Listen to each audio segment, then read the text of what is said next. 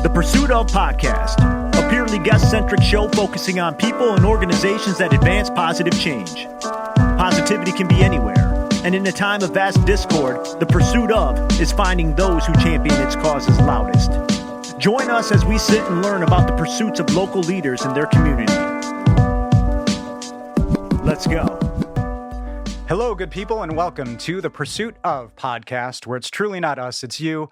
I'm Ryan Buck, Artist Development, New Leonard Media. With me is the boss, Mark Wilson, President, New Leonard Media. How are you, sir? I'm doing great. It's nice out. The sun is out. I'm going to go for a jog, That actually. is well too much about us. I'm embarrassed, actually. More importantly, our guest today is Carrie Willie, Executive Director at Traverse City Track Club. How are you? I'm well, thank you, and thank you for having me. And thank you for allowing us to get your name correct and get all the stuff 5 by 5 so we don't start off on the wrong foot. And if you don't mind, we've started asking a question at the top that we've liked, and I want to kind of start with this and see where it goes with you. So imagine you're at an event. It could be business, social, a party. We're doing that again. Let's say you're at a party, and somebody comes up and just says, "What do you do?" You know, that's just one of those questions. What's that answer? What's the party answer? What do you do? Well, I'm the executive director of the Traverse City Track Club, and that means a lot of things.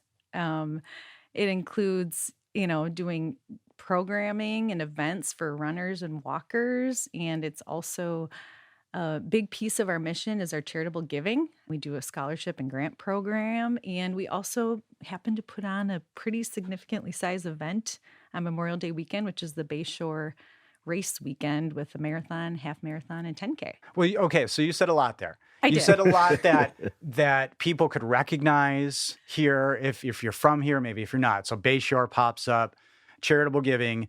So let's say you have a little semicircle around you at the party now. That was enough to get things going. What kind of questions do you normally get, and are they good ones? A big question I get is that a full-time job? May I? I can't believe how often that is the answer to that question on this show. Really? I have goosebumps because that is a commonality that keeps coming up. Wow. Wait, you can pay your bills doing that. Please. Yes, that's correct. That's a question I get quite often. And I'm just over 2 months into the job, and I've been asked it a few times. But yes, it is a full-time job and then some. So that's the answer. Initially, were you surprised that was a question you got, or were you prepared for that? I was a little surprised. Really? But then I started understanding, well, maybe we've got to do a little bit of a better job telling our story. I don't know. know? Okay. Well, I didn't want to sashay this into maybe an indictment in your messaging because, as you said, 2 months into the job. But, that party question, maybe the better question that we should be asking is what makes you happy, and then get into what do you do. But that's the question, right? And it's very clear that this makes you happy because I'm seeing your reaction. So what do you say to people who struggle to see running as something you do maybe more than potentially to lose weight or when somebody's chasing you? How do you explain running as a community to somebody who just can't even come to terms with that? Yeah. For me, running just provides so much in my life in terms of the social aspect. Some of my best friends are people that I run with, but also from just a way to get away and kind of noodle through some things on your own in your own time. And then, the physical benefits. Right. And I just think running has given more to me than I could ever give back to it. But if there's a way that I could give back a little bit by being, in this position for the track club, I'm going to sure try. Right. Well, you mentioned it's a community. You talked about how you've made connections and it's given something to you, running related, what could it give to you more than that? What surprised you about your journey in this? One thing that surprised me I've been a lifelong runner. I started probably when I was in middle school and then followed my older Because you had to or because you wanted to? Do I you remember, wanted was it, to. you had to do track in school and you liked it, or did you find yourself move towards it? Well, we definitely had, I don't know if you guys remember the presidential mile where we had to, I grew up in Minnesota and we had to do the fitness test. Yes. And So there definitely was that component where I do remember that. do you Yes. remember that? Yes. And there was that component. And also we had a cross country program at the school I went to, a small school, and I chose to join it. There was a little bit of that younger sister mentality where my older sister was doing it. So I was like, oh, I'm going to try it. And so Interesting. she did cross country and track. So I tried cross country and track. But little known fact, basketball was actually my first love. Really? Yeah. Yeah. Uh-huh. So Okay, you can do both. yes. Well, what advantages are there to being a fast and agile basketball player? Were you told to slow down at times? Do they have to weight you down? I would Never say told to slow down. speed. And on the running spectrum, I'm probably more of an endurance person than a speed person. So I could make it through like a full basketball game. That Nice. definitely helped. Well, you've been here 3 years. You've been in this role a shorter amount of time, but at this point, what aspects of this community are most inspiring for you to talk about? If I can tell a little story, Please. I remember the first time that I visited Traverse City. My husband and I were visiting, and I went for a run along Grand Traverse Parkway along the West Bay, and then I somehow found my way back on Leelanau Trail out a few miles into the woods. And I came back, and I remember coming back to the hotel room and telling my husband, this place is special. Like just the setting and the lake, and then going into the woods and that feeling of just being part of nature. And then on top of that, all the people that were out running, walking, biking on the trail. It was just inspiring to me, and of all ages and abilities. It did not matter. It just ran the spectrum. And I moved from a location that had a strong trail system and active culture, but this just felt just a little different. Fascinating. So you noticed, and maybe this is because of your professional trajectory, you noticed the things around you. You noticed that there were people enjoying what we have here. But you notice that people of all abilities, if I may hone in on that, there are barriers to many people in physical activity, and that's being addressed more, I think, and a lot in this community. We see it on the show a lot, removing barriers. So what kind of barriers are things that really bother you when you see barriers to being physical and to these kind of things? What kind of barriers are there that you see that need to be addressed at times? I think sometimes there can be this misunderstanding that to be involved in a running club or in any type of group activity where there's exercise, that you have to be at a certain level, be in certain shape, or look a certain way. And I think that's absolutely not true. I think that you can come just wherever you are and start where you are. We, as a track club, we're technically called a running club, but we welcome walkers and runners. And in fact, at our weekly fun runs, we have a group of walkers that come, and they start a little earlier and they still join with the group at the end, and it's awesome. So I think if we, as a running industry as a whole, I think if we can do a better job of portraying and showing, people like to see people that look like them enjoying different events. If we can do a better job of kind of showing that, I think we'd be in a better place. Wow.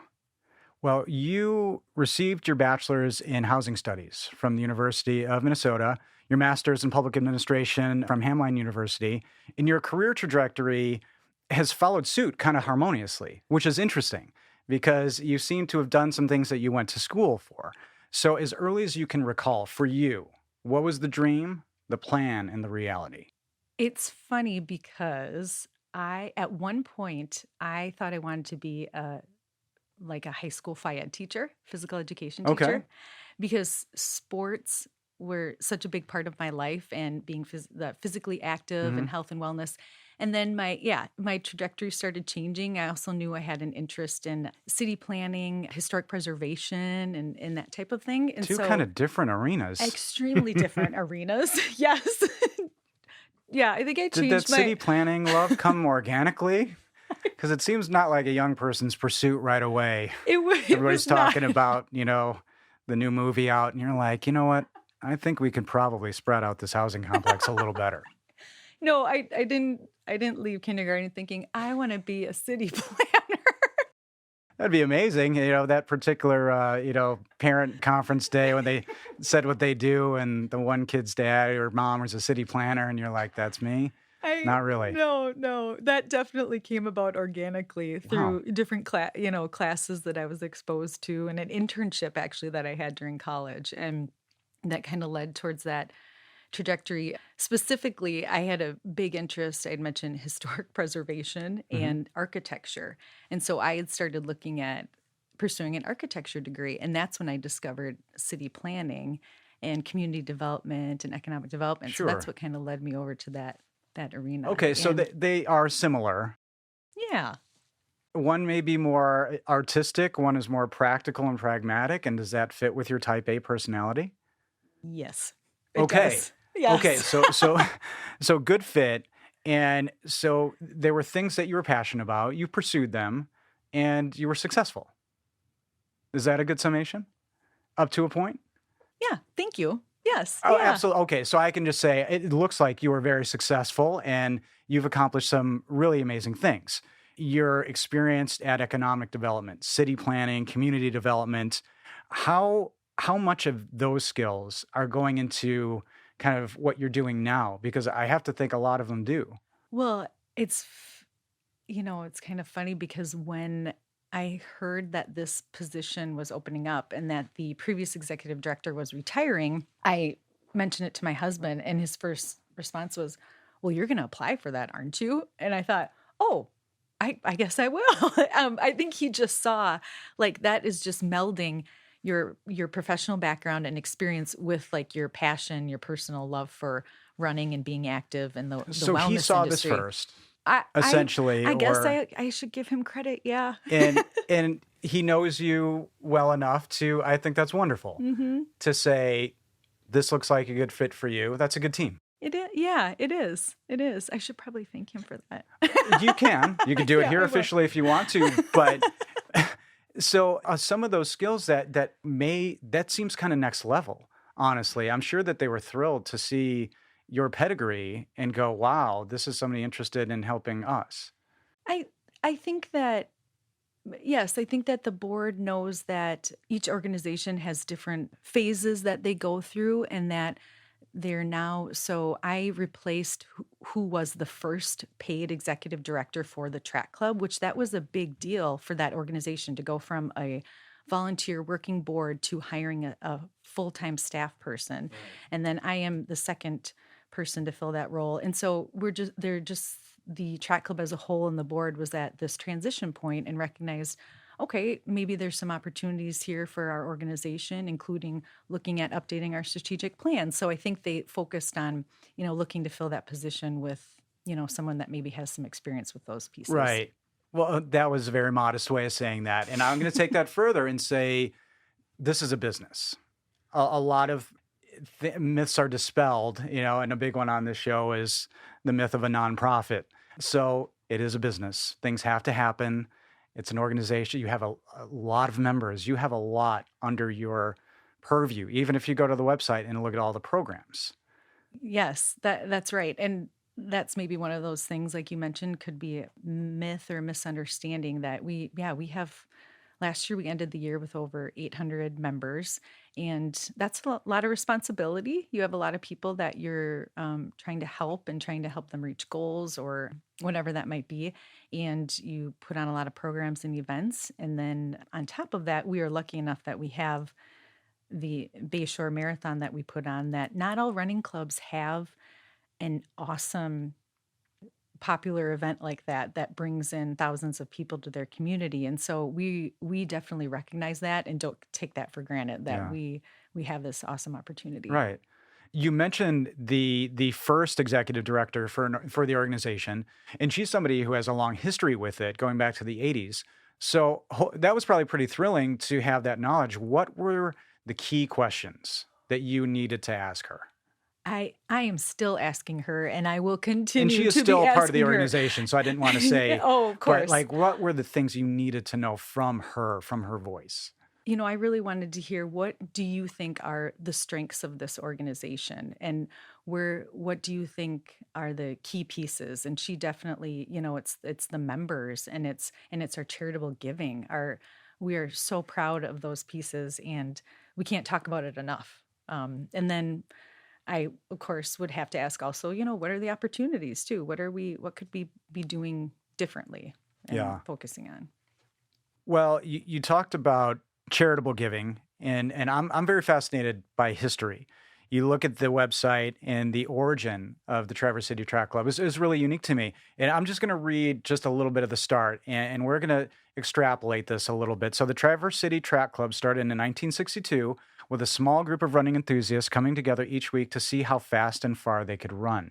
That sounds like a very masculine thing to be doing. You look at the photo, mostly gentlemen. I mean, that's key for the time. That sounds like a very competitive, and that's not specific to gender, but that sounds like and now obviously today it's much more diverse and there's so many individuals involved. Is it important to you to look at history at all? And what do you take from history, or does it not really pay to look back? I definitely love to look to history in so many aspects. I had mentioned I love historic preservation. From a built environment standpoint, I've always been fascinated by that, even since a child. And even from a personal family history standpoint, I'm one of those people who likes to look up genealogy and ancestry records. Yeah. And if I had more time, I would love to dig in that more. Maybe when my kids have graduated high school and are off. Because you have two and they're pretty young still at this point, right? Yeah, they're 4.5 and almost 2 years old. Oh my goodness. So, okay. Yeah. I was raised by a genealogist. Oh, we got to talk. Yeah. Kinseeker publication predates the interwebs, and so I grew up collating family trees that got people subscribed to, and we would send off, and then. Oh, yeah. We need to do a podcast on that. Yeah. Yeah. He's right. Yeah. That fascinates me. I love knowing where we've been as a family, as an individual, where your roots are, where you come from, and also as an organization, because I really think that can help steer you and help you understand where you're going to go in the future. Right. I've always felt that just inside. Do you find that ever in business that rooting in tradition and innovation can become adversarial concepts? That's the other thing. Yes, I think they can. And I think there's an opportunity, though, if you look at your traditions that maybe didn't serve you so well, they can help push you in the right way and be more innovative. Right. Some people have a problem with hearing, well, this is how we've always done it. Mm-hmm. And some people say those are the most dangerous words in business. Yeah. So it's an interesting balance. Traverse City is an area that has a lot of history and a lot of legacy organizations, but innovation is the buzzword of the time. So I find it fascinating how individuals like yourself balance that, to honor that in your new, and how do you position yourself in that way, to be seen as a part of the organization, but you're still a leader. Right, because you want to respect the history and the individuals that have put so much time and effort into that certain thing, and, blood, sweat, and tears. And it's mostly usually always done with the right intentions. And you also want to honor and know that there's the future of the organization, and you want to steer it in that direction, and also appeal to the maybe people that haven't been involved in the past, or the younger generations that are going to come in the future. Yeah, that's wonderful. And maybe history is a way to get young people involved, because I found that younger individuals, especially in this community, are a little more engaged in what's going on in the community because it's smaller, and because, yes, there's a lot of information at one time, but this sense of community helps with young people, which is a focus for you. Yes, and it's what we're hearing just at running industry conferences and different things that I'm reading, is that younger generation is looking to be involved in events and organizations that have some type of method of giving back. And so we're trying, to tell that story, that we focus on that, and that is part of our mission. And so we are hoping that we can appeal to that group that is looking for that. You're sense of finding community. that is uplifting to young people? Is that giving back component? I think that's wonderful to hear. Yeah, that's what we're hearing. Yeah, through the running industry, and especially when they're looking at like specific events, like if they're looking for to be involved in something, it may not necessarily. Some, of course, there's a competitive piece that they may not be looking to get their next personal record at a race, but if they see that there's like a charitable giving partnership there, they might be a little bit more inclined to participate in that. That could be a difference maker. Yeah. Because with youth in our community, there are a lot of pulls for their time. There could be sports, there could be video games, it could be they're in an after-school program because their parents have to work or because there's a meal involved, and so you're providing sometimes service in a way for families. I think If you look at it that way. Yeah, I think you can look at it that way, and there's opportunity to look into that even further. This year was the first year that we formally had a youth membership category. Kids could always join, but we actually formally made a category of it, and it's a cheaper rate than our adult membership. And we've seen a good amount of interest in that, and even at some of our, especially our community races, we see a high interest in that as well. Amazing. Giving. We interact with a lot of individuals and organizations doing a lot of good. Look at a lot of websites and a lot of information about organizations doing good. And you are clearly community and giving focused. You look at the website, and it's interesting. At the top, community is the first thing, and giving is the first thing you can click on, right? Top left. Mm-hmm. And under that, you have charitable gifts, you have scholarships, you have the Golden Shoe Fund, you have a Healthy Schools Initiative. And there's a lot of information under there.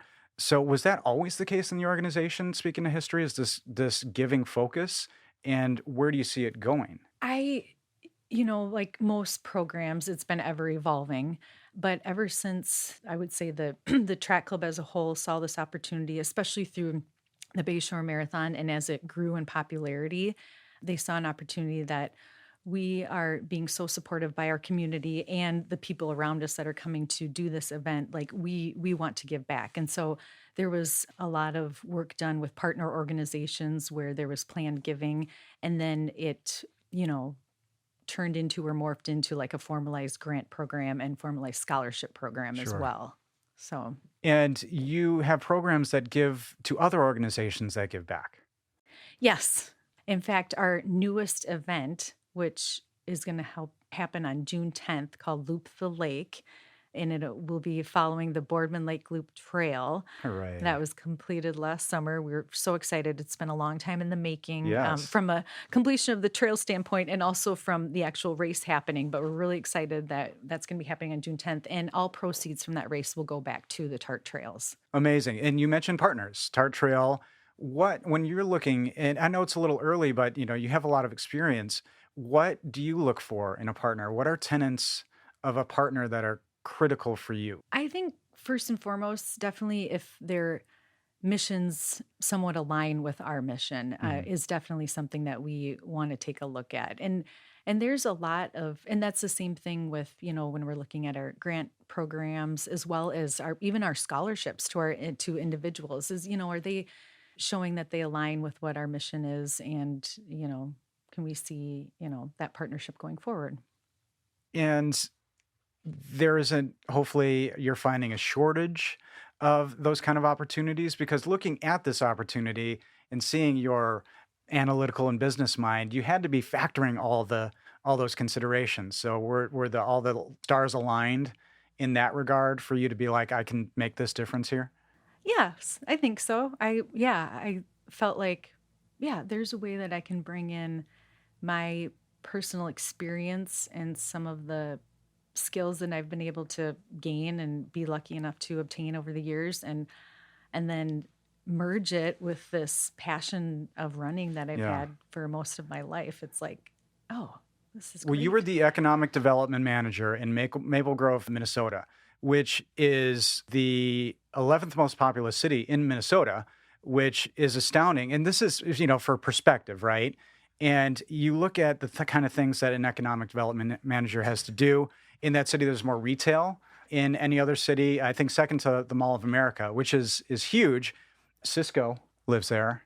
So the originator of the thong song, former Governor Jesse Ventura. Yes.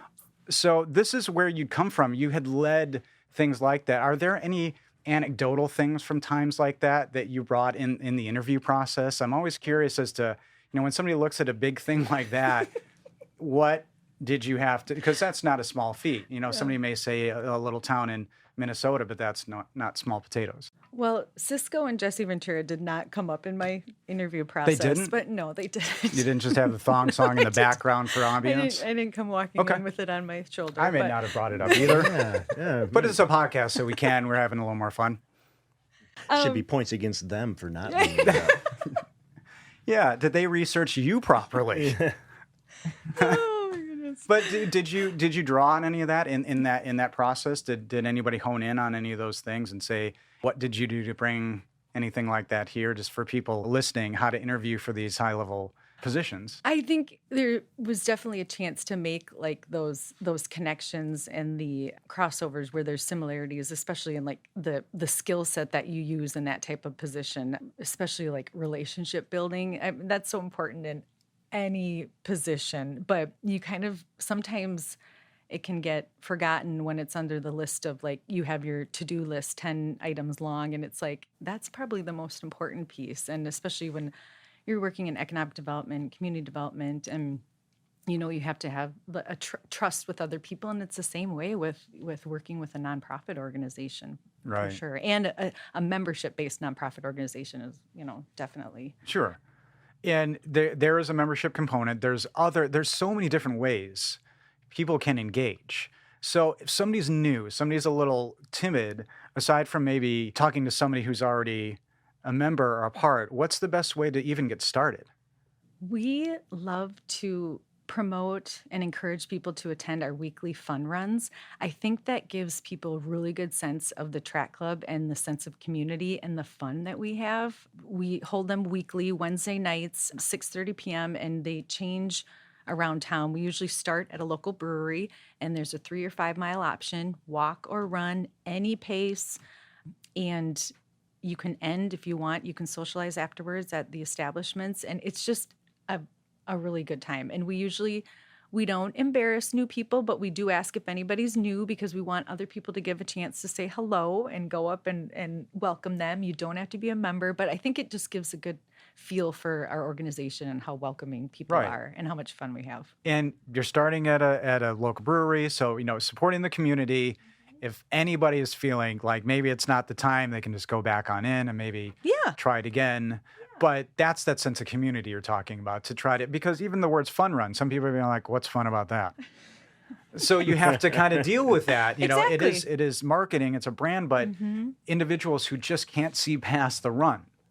Right. So you need to keep showing, and in the videos there's a video on the site specifically that really shows that part of it. But is that going to continue to be a struggle even in a small community like ours?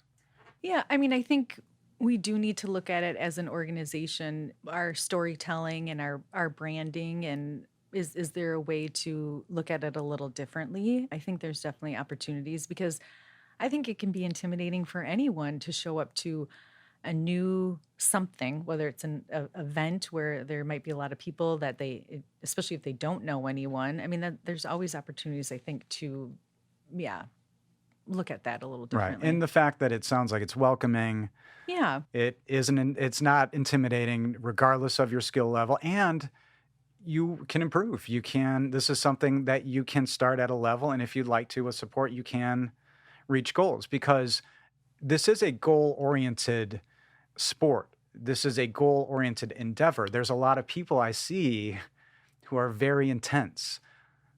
Yes. I love to say that runners are just the best people, because they generally are very welcoming, whether you're at a weekly fun run that happens every week or you're at a race that you've never been at in your life and you're lining up and, people will just talk to you. They'll encourage you when you're getting to the finish line, you're struggling. There's always somebody there that, whether you've met them or not.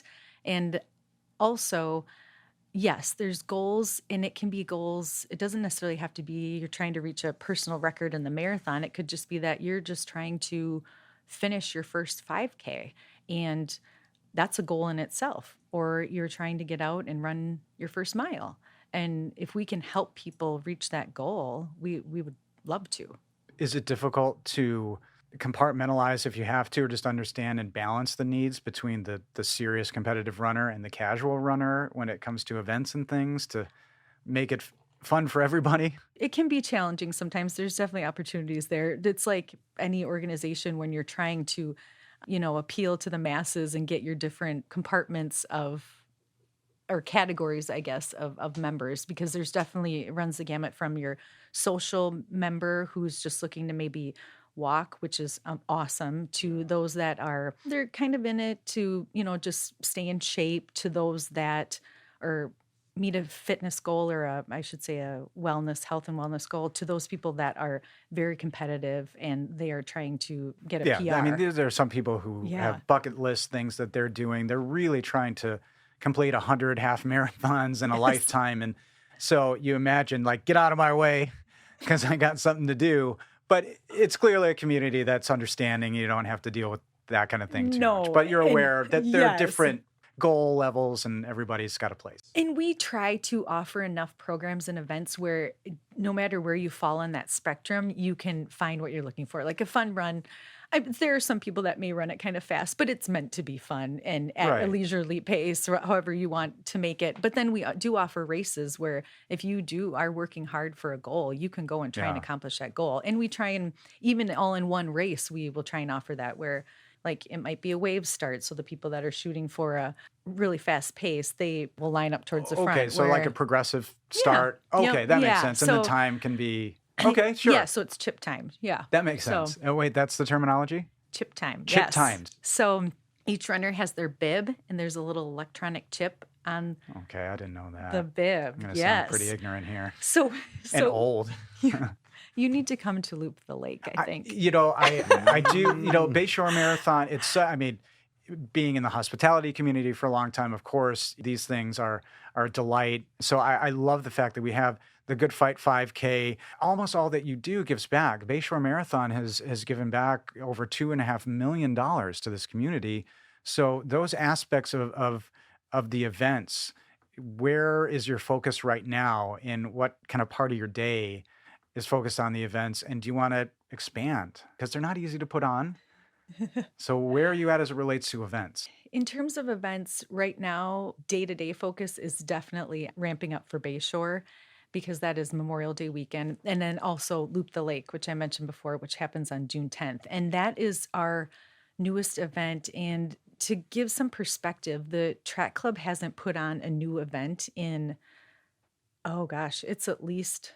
is it 11 years, I want to say? And that, we didn't even start that. Our previous executive director started that. Lisa Taylor started Farmland 5K on her own. And then when she became executive director, it kind of came with her. So it just gives an idea that when we look at putting on a new event and we say yes to an event, we take it very seriously, because we want it to be a great event and a great experience for everyone involved. Right. And a lot of times the focus is definitely, and it should be, on the participants, but also the spectators, the volunteers, our sponsors, the neighborhood, the organizations that are affected. So we do put a lot of time and a lot of planning into putting on our events and making sure that they're... And safety.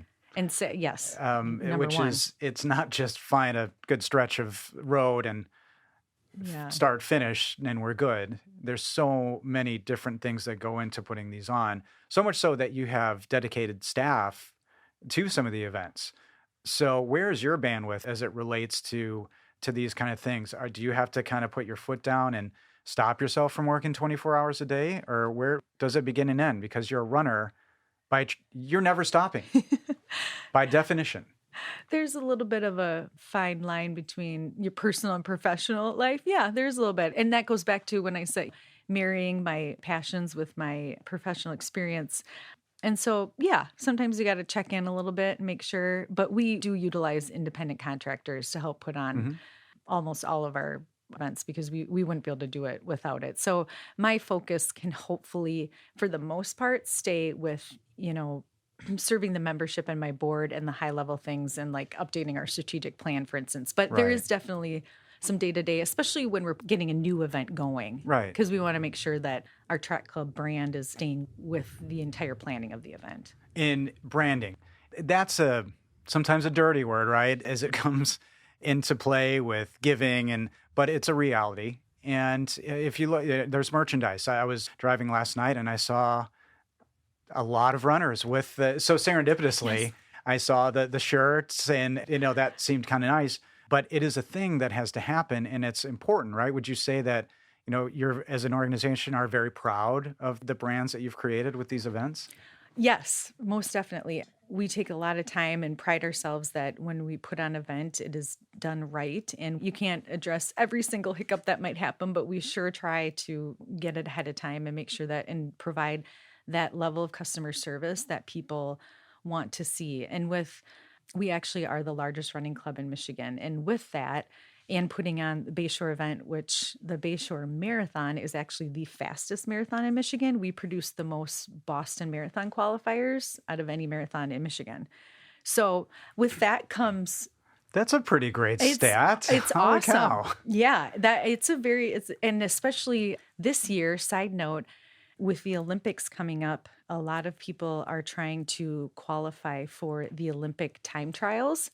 And so you have to get a certain time in order to just make it to the race to try and qualify for the Olympics for the 3 spots. And so we are working hard to get sanctions so that we have some fast runners that are coming this year and they are gunning for that time.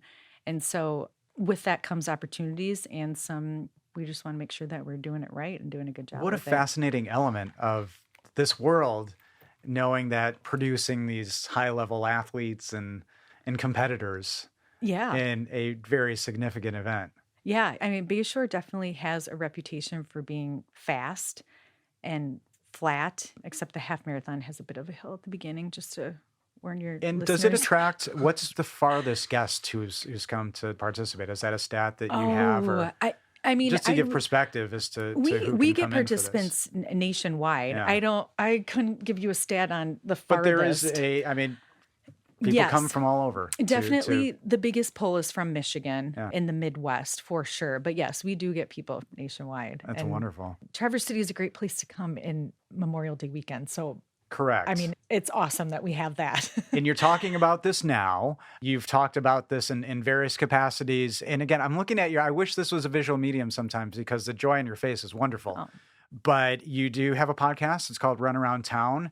What's happening with that? Because we talked about branding and getting the message out. It's something that you do. How's that going? Are you doing anything with that? That's something we need to take a look at as an organization because there's been a bit of a pause put on it in the middle of COVID and everything. But I think there's definitely a possibility there to bring that back. Excellent. It's well done. The episodes are on the website.